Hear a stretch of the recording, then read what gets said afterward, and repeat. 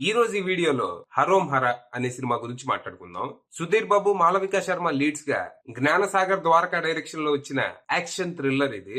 మరి ఈ cinema story ఏంటి, అది చూశాక నాకేమనిపించింది అనేది ఇప్పుడు తెలుసుకుందాం పదండి. ముందుగా ఈ సినిమా స్టోరీ ఏంటంటే, ఈ కథ 1980s లో కుప్పం అనే ఊళ్ళో జరుగుతుంది. అక్కడ తమ్మిరెడ్డి అనే ఓ వేస్ట్ గాడు ఒక పెద్ద రౌడీ గ్యాంగ్ వేసుకుని ఆ ఊరి మీద పడి జనాల్ని వేపుకు తింటూ ఉంటాడు. నచ్చింది లాక్కోవటం, నచ్చనోని నేసేయటం, అందిన కాడికి దోచుకోవటం, ఇదే పని. ఇక వీళ్ళ అరాచకాలతో విసిగిపోయిన ఊరి వాళ్ళు తమని కాపాడటానికి ఎవడో ఒకడు వస్తాడని ఎదురు చూస్తూ ఉంటారు. ఈ టైంలో ఆ ఊళ్ళో ఉన్న గవర్నమెంట్ కాలేజీలో ల్యాబ్ అసిస్టెంట్ గా పనిచేయడానికి మన హీరో సుబ్రహ్మణ్యం వస్తాడు. తనకున్న లక్ష్యం ఒకటే, బాగా డబ్బులు సంపాదించి ఊళ్ళో వాళ్ళ నాన్న చేసిన అప్పులు తీర్చి ఆయన్ని బాగా చూసుకోవాలని. అందుకు తగ్గట్టే తన పనేదో తను చూసుకుంటూ డబ్బులు పోగేసుకుంటూ ఉంటాడు. కానీ కొన్ని అనుకోని పరిస్థితుల్లో మనోడు తమ్మిరెడ్డి మనిషి మీద చెయ్యేస్తాడు. దాంతో వెంటనే కాలేజ్ వాళ్ళు మనోడిని ఉద్యోగం నుంచి పీకేసి వెళ్లి తప్పైపోయిందని తమ్మిరెడ్డి కాళ్ళ మీద పడు, ఆయన క్షమిస్తే నీ ఉద్యోగం మళ్ళీ నీకు ఇచ్చేస్తాం అంటారు. కానీ అలా చేయటం మన హీరోకి ఇష్టం ఉండదు. ఈ ఉద్యోగం కాకపోతే ఇంకో ఉద్యోగం అనుకుంటాడు. అలా ఇప్పుడు ఏం చేద్దాం, డబ్బులు ఎలా సంపాదిద్దాం అని ఆలోచిస్తున్న మనోడికి ఆ ఊళ్ళో తనకి పరిచయం అయిన పళనిస్వామి అనే ఓ సస్పెండెడ్ పోలీస్ ఆఫీసర్ దగ్గర గన్స్ తయారీకి సంబంధించిన బ్లూ ప్రింట్స్ ఉన్నాయని తెలుస్తుంది. మార్కెట్ లో గన్స్ కి మంచి డిమాండ్ ఉండటంతో పళనిస్వామితో కలిసి మనోడు ఒక బిజినెస్ ప్లాన్ వేస్తాడు.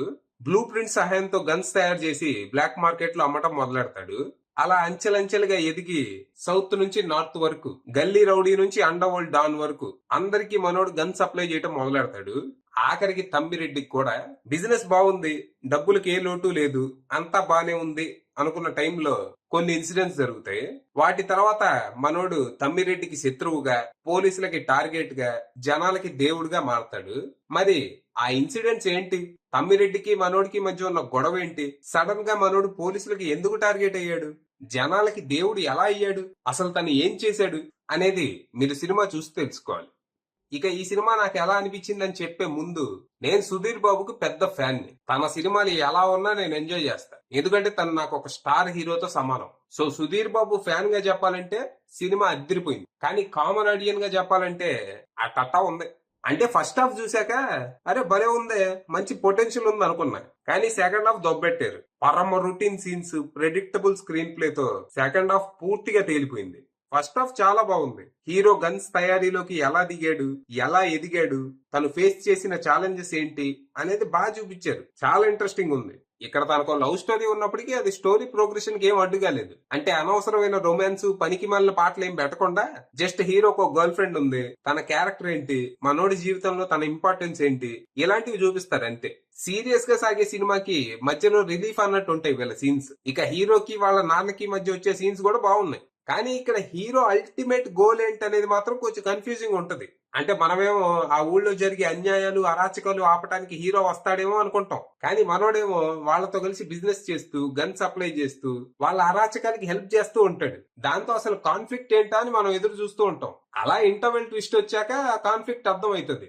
ఆ ట్విస్ట్ మరీ అంత గొప్పగా లేకపోయినా ఇక్కడ వచ్చే ఫైట్ మాత్రం అద్దరిపోద్ది. దాంతో సెకండ్ హాఫ్ మీద ఎక్స్పెక్టేషన్స్ పెరిగిపోతాయి. అంచనాలకి తగ్గట్టే సెకండ్ హాఫ్ స్టార్ట్ అయినప్పటికీ మెల్లిమెల్లిగా డౌన్ అయిపోద్ది. అంటే నేనేదో ఇక్కడ హీరోకి విలన్ కి మధ్య హోరీ పోర్ ఎక్స్పెక్ట్ చేస్తే అలాంటిదే ఉండదు. హీరో కంప్లీట్ గా డామినేట్ చేసేస్తాడు. ఫస్ట్ హాఫ్ లో క్రూరంగా ఉన్న విలను సెకండ్ హాఫ్ లో బచ్చాగాళ్ళగా తయారయ్యాడు. దాంతో మజా రాలా.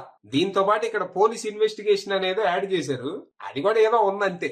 ఇక క్లైమాక్స్ కూడా అంత ఎఫెక్టివ్ గా ఏం లేదు. ఈ మధ్య ప్రతి బడా యాక్షన్ సినిమాలో క్లైమాక్స్ ఎలా ఉంటుందో అలాగే ఉంది ఇది కూడా. అంటే హీరో ఒక పెద్ద గన్ వేసుకొచ్చి అందరినీ అదే ఏడగొడ. అలా మొత్తంగా సుధీర్ బాబు జై, సినిమా నై అనుకుంటూ థియేటర్ నుంచి బయటకు వచ్చాను. ఇక పర్ఫార్మెన్స్ విషయానికి వస్తే సుధీర్ బాబు కుమ్మేశాడు.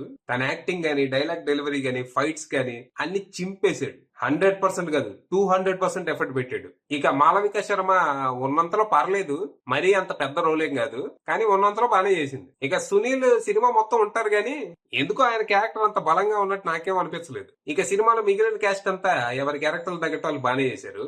ఇక మ్యూజిక్ విషయానికి వస్తే చేతన్ భరద్వాజ్ అందించిన పాటలు ఓకే, కానీ బీజిఎం కుమ్మింది. అసలు మామూలుగా లేదు. సినిమాలో కొన్ని చోట్ల అంత బలమైన సీన్స్ ఏమీ లేకపోయినా తన బీజిఎం తో గూస్ బంప్స్ తెప్పించాడు. తన బీజిఎం కోసమైనా సినిమా ఇంకోసారి చూడొచ్చు. ఇంకా cinematography, production values top notch ఉన్నాయి. ఇక డైరెక్టర్ జ్ఞానసాగర్ ద్వారకా విషయానికి వస్తే డైరెక్టర్ గా తన పనితనం బానే ఉంది, కానీ రైటర్ గా మాత్రం ఇంకా ఫోకస్ పెట్టాలి. ఫైనల్ గా చెప్పేది ఏంటంటే, సుధీర్ బాబు ఫ్యాన్స్ కి మాస్ మూవీస్ ఇష్టపడే వాళ్ళకి ఈ సినిమా ఒక విందు భోజనం. కొత్తదనం, గ్రిప్పింగ్ నెరేటివ్ కోరుకునే వాళ్ళకి మాత్రం ఇదో పులిహార. అది విషయం.